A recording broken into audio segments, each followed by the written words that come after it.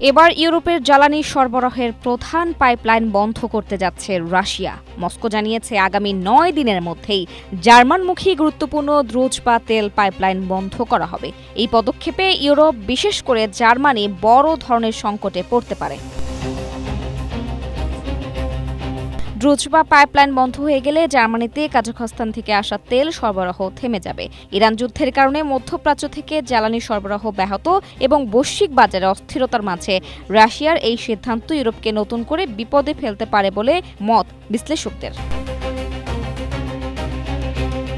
দ্রুজপা পাইপলাইনের মাধ্যমে জার্মানির পিসিকে রিফাইনারি তাদের ব্যবহৃত অপরিশোধিত তেলের প্রায় ১৭% পায়। এই রিফাইনারি বার্লিনের যানবাহনে ব্যবহৃত জ্বালানির প্রায় ৯০% সরবরাহ করে।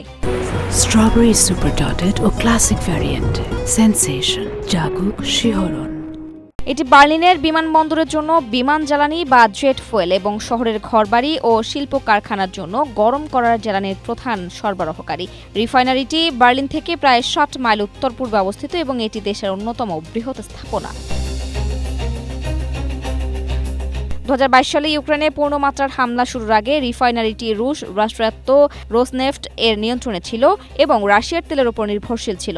পরে জার্মানি সরবরাহের উৎস হিসেবে কাজাখস্তানের দিকে ঝুঁকে পড়ে, কিন্তু ১ মে থেকে ওই তেল প্রবাহ বন্ধ হয়ে যেতে পারে বলে ক্রেমলিন কাজাখস্তান ও জার্মানিকে সতর্ক করেছে।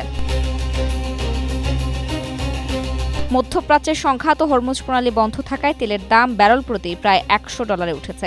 আন্তর্জাতিক জ্বালানি সংস্থার প্রধান সতর্ক করেছেন, ইউরোপে জেট জ্বালানির মজুদ ২ মাসেরও কম থাকতে পারে। বিশ্লেষকদের মতে, ইউক্রেনকে অস্ত্র সহায়তা দেওয়া জার্মানির উপর চাপ বাড়াতেই মস্কো আবারও জ্বালানিকে রাজনৈতিক অস্ত্র হিসেবে ব্যবহার করছে। অতীতে নর্ড স্ট্রিম পাইপলাইন বন্ধের মাধ্যমে এমন চাপ সৃষ্টি করেছিলেন পুতিন।